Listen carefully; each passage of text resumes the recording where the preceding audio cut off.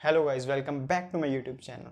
So guys, I appeared for CAT 22 and scored an overall percentile of 94.91. But क्योंकि मेरी VRC में 43 percentile ही थी, I wasn't able to clear sectional cutoff.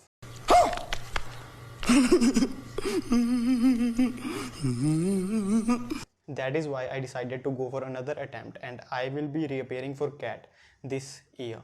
So in this video, I will be sharing with you some of the mistakes that I made and some of the mistakes that you may be making in your CAT preparation. Ignoring weak section, not focusing on VRC was the biggest mistake that I made during my CAT preparation. I'm good in quants and मैं उसी section पर ज़्यादा focus करता रहा and ignored VRC section completely. While it is good to focus on your strengths as it will help you boost your overall percentile, but you should at least be able to clear the sectional cutoff in other sections as well. क्योंकि अगर आप sectional cut off ही clear नहीं करोगे तो आपको आयम्स में तो call वैसे भी नहीं आने वाला है. This is the reason that despite scoring 94 percentile I wasn't able to get even a single IM call. Delaying mocks. Most of you will be avoiding giving mocks and how we justify it is by saying कि अभी तो syllabus ही complete नहीं हुआ है. But do realize that you don't have to complete the whole syllabus to give a mock.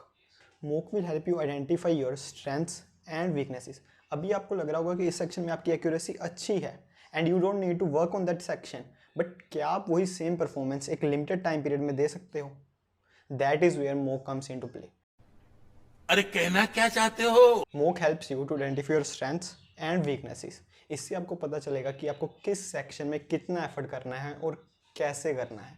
सो इसीलिए mock सिर्फ देना ज़रूरी नहीं है, आपको उसको एनालाइज भी करना है. Note practising and revising specially in quants. Most of you will have covered some topics in quants and will be doing the remaining. But उसमें प्रॉब्लम क्या है कि आपने जो पहले पढ़ा है वो कुछ याद नहीं है एंड आप आगे टॉपिक्स कवर किए जा रहे हो. The solution is to revise and practise the topics that you have already covered and slow down the pace with which you are doing new topics. क्योंकि अगर आप कोई क्वेश्चन ही नहीं सोल्व कर पा रहे हो जो टॉपिक्स आपने ऑलरेडी पढ़ लिए हैं, तो अगर आप नए टॉपिक्स भी करोगे तो उसमें भी सेम ही होगा. अगर आप बेसिक क्वेश्चन ही नहीं कर पा रहे हो तो आप कैट लेवल क्वेश्चंस कैसे करोगे?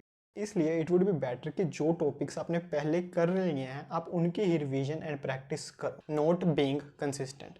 द थिंग इज़ कि हम मॉक स्कोर्स को काफ़ी सीरियसली लेते हैं एंड अगर कम स्कोर आ जाएं तो डिप्रेस होकर नहीं पढ़ते हैं एंड अगर ज़्यादा मार्क्स आ जाएं तो खुश होकर नहीं पढ़ते हैं.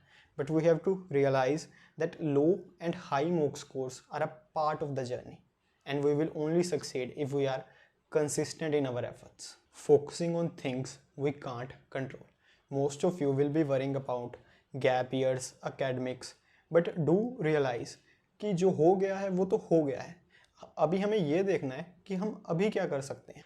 A better approach would be to imagine the worst case scenario कि यार मैक्स टू मैक्स क्या होगा कि मेरा किसी अच्छे बी स्कूल में एडमिशन नहीं होगा and except that as a fact कि हाँ यार ये तो होगा. And now we have to make efforts to improve that worst case scenario. अभी हमें ये देखना है कि हम उस वर्स्ट केस सिनेरियो को कितना इम्प्रूव कर सकते हैं. So with this I would like to end the video and do work on things that you feel you are doing wrong. Keep growing and keep hustling.